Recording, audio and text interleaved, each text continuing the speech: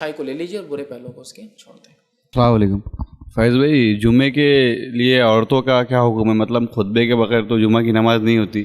تو پھر عورتیں، ہمارے پاس مساجد کا انتظام نہیں ہے قریب میں، تو پھر کیا کریں؟ نے ایک سوال کیا کہ جمعہ کے لیے عورتوں کا کیا معاملہ ہوگا جبکہ وہاں پر مسجد کا انتظام نہیں ہے اور جمعے کی نماز کے لیے خطبہ ضروری ہے، تو وہ کیا کریں؟ تو دیکھیے حدیث کے اندر الفاظ ہیں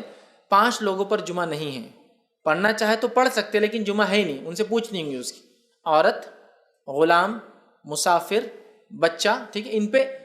پڑھ سکتے چاہے تو یہ سب، لیکن ان پہ فرض نہیں ہے۔ تو اس میں عورت کا بھی لفظ ہے، غلام، چونکہ غلام مالک کی اجازت نہیں ہے تو غلام نماز کو نہیں جا سکتا ہے نا، مطلب جمعہ کے لیے کہتے نہیں ادھر ہی پڑھ لو ظہر، تو کیا کریں؟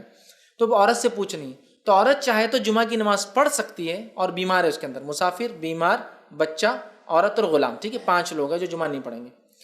مطلب پڑھ سکتے چاہے تو، لیکن ان پہ فرض نہیں، واجب نہیں۔ تو عورتیں اگر جمعہ کے لیے جاتی ہے مسجد میں تو خطبہ سنیں گی اور 2 رکعت پڑھیں گی، لیکن اگر وہ جمعہ کے لیے مسجد نہیں جاتی تو پھر وہ کیا پڑھیں گی؟ ظہر کی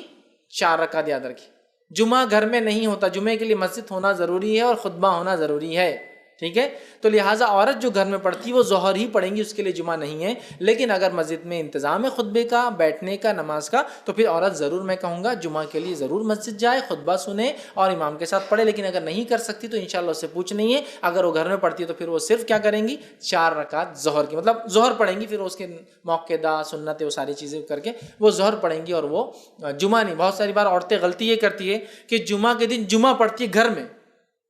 4 رکعت سنت پڑھتی ہے، 4 رکعت احتیاطی ظہر پڑھتی ہے، 2 رکعت جمعے کی پڑھتی ہے، پھر بعد میں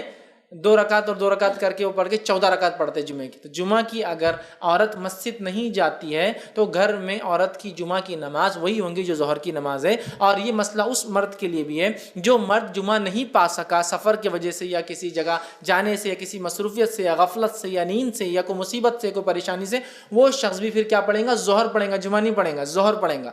ٹھیک ہے؟ تو عورت بھی ظہر پڑھیں گی اور جو مرد جمعہ نہیں پڑھ سکا وہ بھی جو ہے ظہر پڑھیں گا، اور ظہر جو ہے جتنی رکعتیں ظہر کی اتنی احتیاطی، جمعہ کی 14 نہیں ہوں گی، ہمارے پاس ہے ظہر کی 12 اور جمعہ کی 14 رکعت، ظہر کی یہ 10 رکعت، یاد رکھیے 12 نہیں 10 رکعت، 4 موقعہ پہلے، 4 فرض اور 2 موقعہ بعد میں، اور 2 نفل جو لگا کے ہم 12 کرتے تو نفل 200 لگاؤ نا، 2 کیوں لگا رہے؟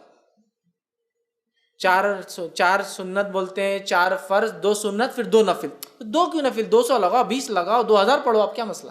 تو 10 رکعت ہے ویسے، ٹھیک ہے؟ اور جمعہ کے دن 14 پڑھتے ہیں، 4 فرض، 4 سنت،